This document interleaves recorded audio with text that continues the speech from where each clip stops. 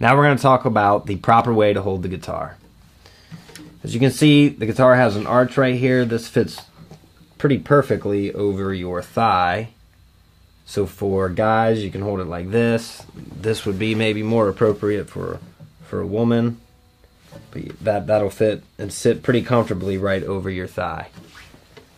Now, your right hand, you want your forearm right here resting comfortably on the body of the guitar, about right here in this area. You want the palm of your hand, this part right here, to rest lightly on the bridge. Not in front to where you're muting the strings, but right behind there. That gives you a good pivot point. It'll give your right hand a lot more control. You definitely don't want to be floating around out here, at least for the exercises we're going to be doing in the beginning here. So you want to pivot that, plant that, so you can pivot right there on the bridge of the guitar.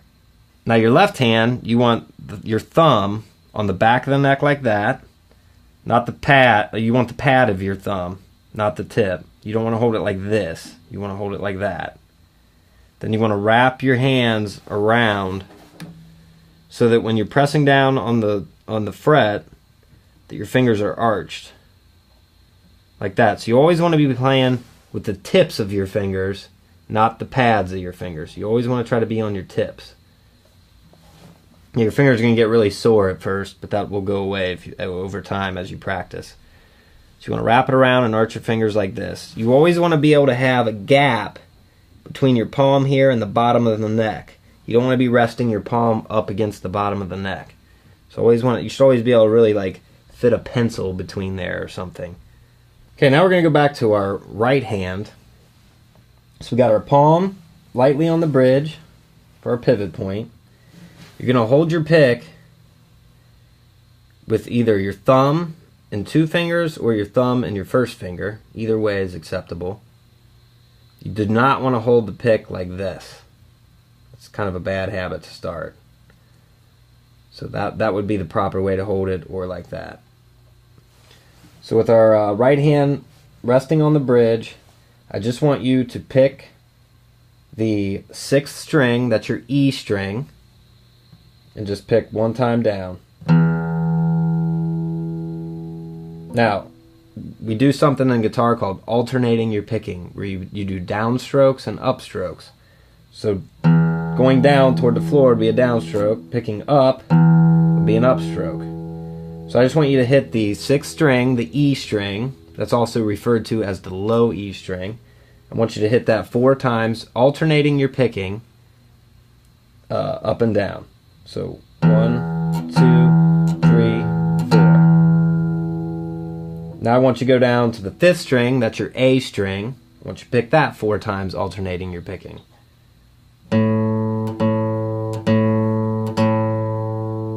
Now we're going to go to the 4th string, that's your D string. Pick that 4 times.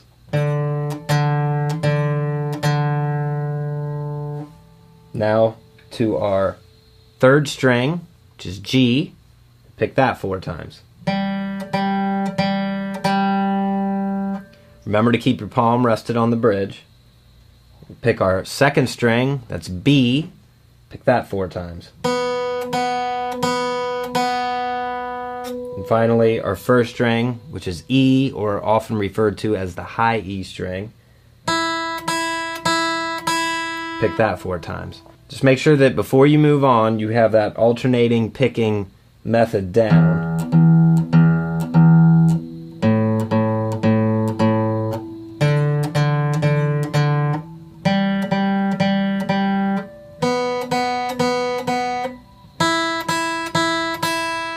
It's also really important to memorize the notes of the open strings. When I say open strings, I mean the note that you're playing without putting any fingers down with your left hand. So when I pick this string, the 6th string, that is a low E, or an E note. The 5th string is A, 4th string is D, the 3rd string is G, 2nd string is B, and the 1st string is E or high E. It's important to memorize those notes for now. I wouldn't worry about memorizing any other notes on the fretboard except for the open strings for now. Now we're going to finish up the lesson, and I'm going to show you a simple exercise incorporating our left and right hand. This is just a simple exercise to work on your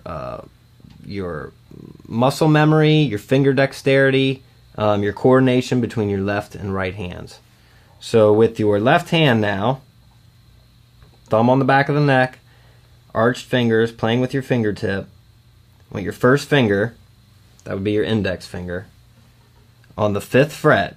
Now, when you fret, you want to be right behind the actual fret, the silver piece.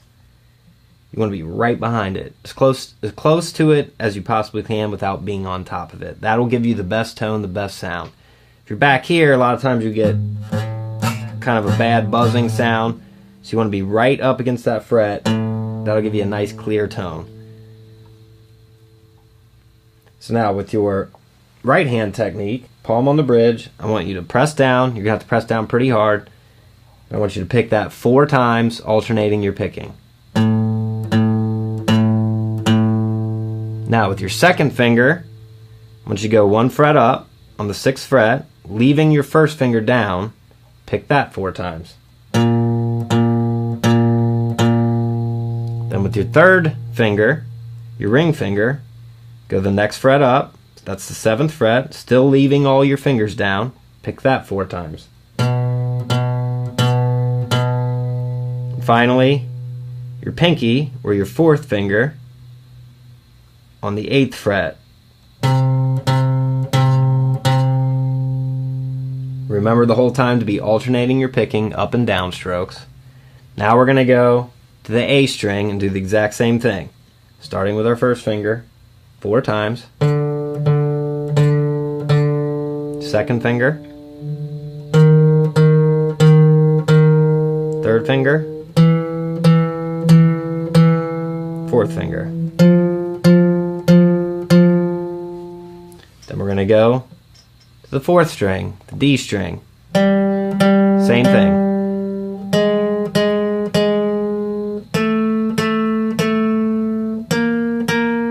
Again, this is just an exercise to get your fingers moving and build up the coordination between your left and right hand.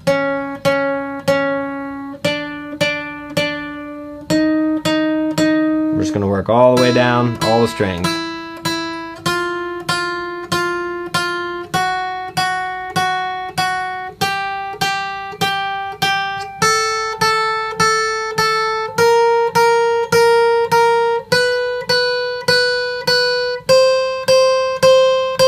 When you get to there, I want you to go backwards.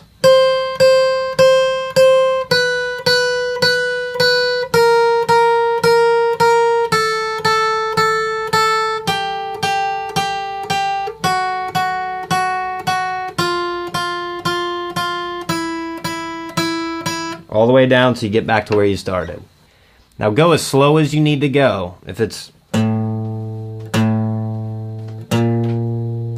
that's fine. It's better to be slow and precise than fast and sloppy. You can always work up to faster.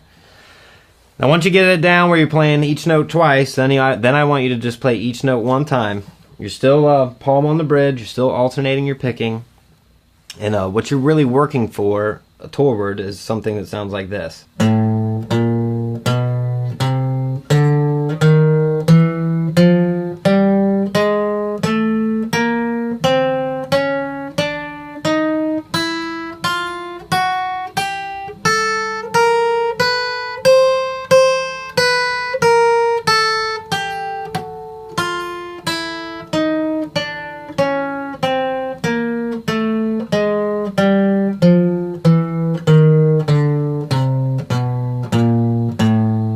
Once you get it down slow, then you can work on your speed.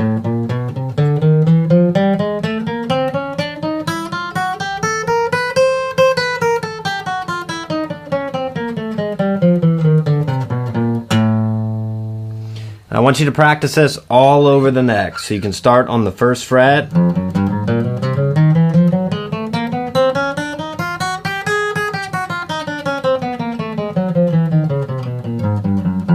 the 2nd fret, 3rd fret, and so on, all the way down.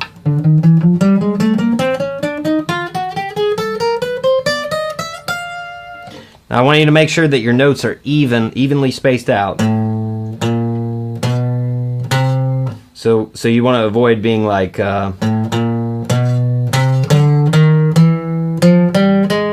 want to make sure they're all even.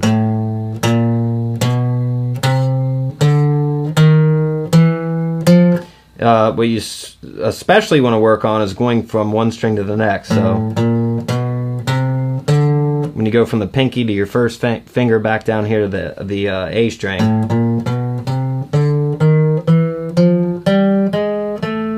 So you want to make sure you got smooth transitions going from each string.